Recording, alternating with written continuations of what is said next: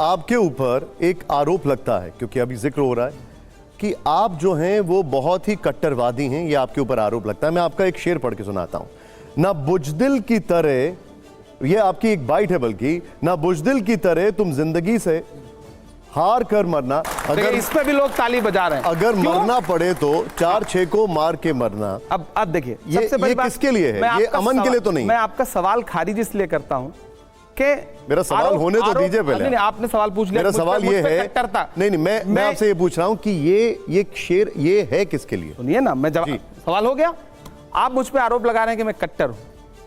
मतलब मेरे जैसी साफ सुथरी हिंदुस्तानी भाषा में बात करने वाला एक भी बयान, मैं तो पूरी भाजपा को चैलेंज करता हूं। भाजपा मुझसे और इसलिए परेशान रहती है। दोस्तों, कैसे आप? आशा करता हूं आप सभी लोग अच्छे होंगे। आज का इंटरव्यू बहुत ही दिलचस्प होने वाला है।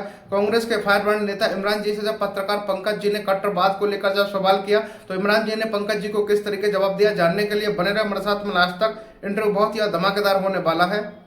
शायर प्रतीकों के माध्यम से बात करता है। जब शायर कहता है अपनी महबूबा से कि मैं तुम्हारे लिए चांद तारे तोड़ लाऊंगा, तो क्या वो ब्रह्मांड को नष्ट करने की बात कर रहा है? नहीं ना। शायर प्रतीकों के माध्यम से बात कर। भेड़िया, मैं भेड़िया शब्द इस्तेमाल कर रहा हूं। भेड़िए के खिलाफ कितनी कविताएं लिखी गई हैं, आप सबने पढ़ी होंगी।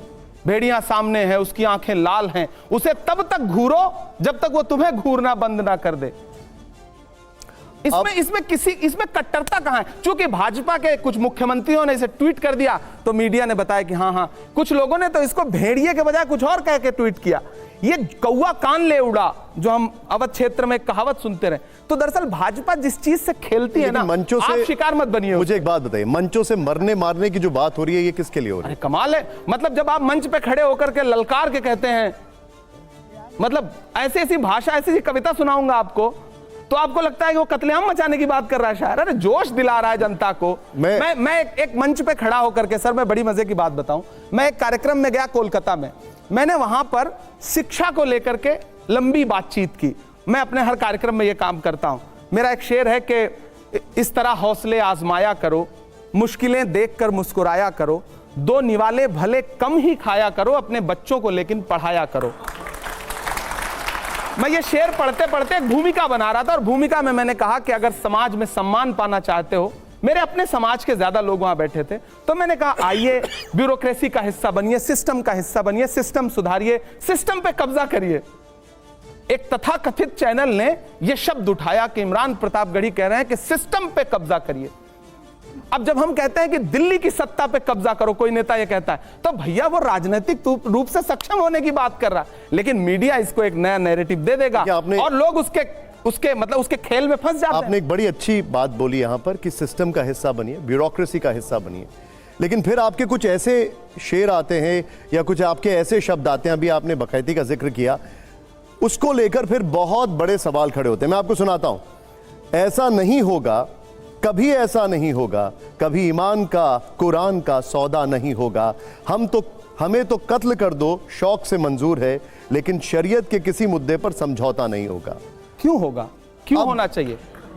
आप जिस आस्था को मानते हैं निशान भाई, आप बड़े धार्मिक व्यक्ति हैं, आप अपनी आस्था से क्यों समझौता करेंगे? किसी को नहीं करना चाहिए। किसी भी धर्म का व्यक्ति हो, किसी भी मजहब का व्यक्ति हो, सुन लीजिए। भारत का संविधान कहता है कि सवाल ये है, एक मिनट इमरान साहब, अपनी मेरा सवाल सुन लीजिए। मेरा सवाल आस्था है उसको मानने का। मेरा सवाल, देश संविधान से चलेगा या शरीयत से चलेगा? ये सवाल मैं जानता था कि ये सवाल जरूर आएगा। ये सवाल आता क्यों है? दरअसल ये एक खेल है जिस खेल में मीडिया खास तौर से किसी मुस्लिम राजनेता को उलझाने की कोशिश करता है। संविधान कहता है कि आपको फ्रीडम है अपनी आस्था के अनुसार धर्म चुनने का, आप जिस धर्म को मानते हैं उसका सम्मान करने का। इस्लाम धर्म कहता है जिस देश में रहते हो उससे मोहब्बत तुम्हारे ईमान का हिस्सा है।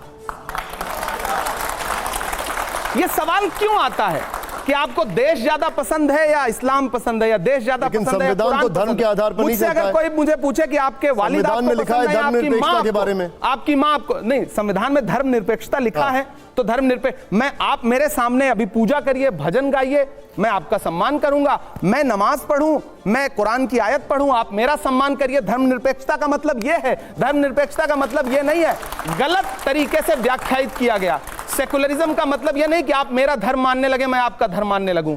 हम दोनों एक दूसरे के धर्म का सम्मान करें, यह है सेकुलरिज्म। अमित शाह जी ने भी सदन के अंदर बोला, बीजेपी कहती है कि शरीयत को मानना है तो पूरा माना जाए, मुसलमान सेविंग्स अकाउंट ना खोलें, लोन ना लें, बैंक में नौकरी ना करें। वो कहते हैं कि शरीयत के क्रिमिनल लॉ को भी माने, चोरी करने पर हाथ काट दें, बलात्कार पर सिर कलम कर दें। गृह मंत्री महोदय से कहना चाहता हूं कि आप संविधान को मानते हैं तो पूरा माने, आधा अधूरा मत माने। देश के मुसलमानों को भी संवैधानिक तरीके से अपना नागरिक मान के, प्रधानमंत्री और गृह मंत्री क्या आपने सवाल के जवाब में सवाल दे दिया। क्यों नहीं करूंगा सवाल के जवाब में। लेकिन अगर ये फैक्ट है तो उसके बारे में क्या कहेंगे? मेरा सवाल है कि क्या देश का प्रधानमंत्री एक धर्म का होता है या सबका होता है? देश का गृह मंत्री एक धर्म का होता है या सबका होता है? राज्य का मुख्यमंत्री एक धर्म का होता है या सबका होता है? आपको प्रधानमंत्री जी, गृह मंत्री जी, कुछ राज्यों के मुख्यमंत्री सब धर्मों के लगते हैं, सब धर्मों के लिए समानता की बात करते हैं। मेरा सवाल है, करते हैं? देखिए ये बात वो एक मिनट इमरान साहब, एक साहब, कभी उनसे पलट के पूछते हैं, आप गृह मंत्री जी से पूछते हैं कि जब आप खड़े होकर के आपका एक मुख्यमंत्री असम का जिस तरह की, लेकिन वो ये भी पूछते हैं कि पर्सनल लॉ सिर्फ मुसलमानों का क्यों? नहीं, हम कह रहे हैं वो उन्हीं, हिंदू कोड बिल नहीं है इस देश में सिखों के लिए अलग से, लेकिन उसके लिए कहा जाता है कि कांग्रेस ने उसको ऐसा बनाया कि उसमें कोई भी स्पेशल अधिकार नहीं मिलता। मीठा मीठा गप, कड़वा कड़वा थू, कुछ भी हो आप बाकी जाके कांग्रेस पे यार, क्योंकि आपको मुसलमानों के कंधे पे बंदूक रख के वोट मांगना है, इसलिए आपको मुसलमानों को टारगेट करना है। मुझे पता है आप मस्जिदों के नीचे भगवान नहीं ढूंढ रहे हैं, आप वोट बैंक ढूंढ रहे हैं, इसलिए आपको बुरा कहना है। ठीक है, कहिए, धीरे धीरे जनता समझदार होगी। और जब देखिए सच बात है, मोहब्बत की सदाएं देना और मोहब्बत के लिए लोगों को एकजुट करना थोड़ा मुश्किल काम है। नफरत के लिए आप किसी चौराहे पे खड़े हो जाइए, किसी भी धर्म के हों, आप अपने धर्म का नारा लगाना शुरू कर दीजिए, आएं बाएं बकने लगिए, 100 लोग खड़े हो जाएंगे, 1000 लोग खड़े हो जाएंगे, और आप खड़े होकर के मोहब्बत की बात करना शुरू करिए, लोग कहेंगे पागल है क्या यार ये। अच्छा इमरान साहब, इस दौर में मोहब्बत की बात कर रहा है, नादान हो, इस दौर में क्या ढूंढ रहे हो तुम? जहर की शीशी में दवा ढूंढ रहे हो। इमरान साहब, अगला शेर नहीं मिसरा सुना रहा हूं और आप इसको पूरा मुकम्मल करिएगा। ये बताइए कि कवि का इशारा किस तरफ है जब आप लिखते हैं कि गोबर को कोहिनूर बताने में रह गए? मैं संबित पात्रा की तरफ मेरा इशारा है। उन्होंने बताया था पूरा शेर चैनल पे, ये सोशल मीडिया पे बड़ा वायरल हो रहा है, पूरा शेर तो पढ़ दीजिए। नहीं मतलब अब उन पर बस एक ही मिसरा याद रखने का मन करता है, उसके बाद भुला दिया मैंने, क्योंकि बाद में मुझे समझ में आया कि मैं थोड़ा मैच्योर हो गया हूँ। मैं आशा करता हूँ आपको इंटरव्यू पसंद आया होगा। ऐसे इंटरेस्टिंग और धमाकेदार इंटरव्यूज और डिबेट शो देखने के लिए हमारे चैनल को सब्सक्राइब करें, वीडियो को शेयर करें। मिलते हैं ऐसे एक और धमाकेदार इंटरव्यू के साथ में।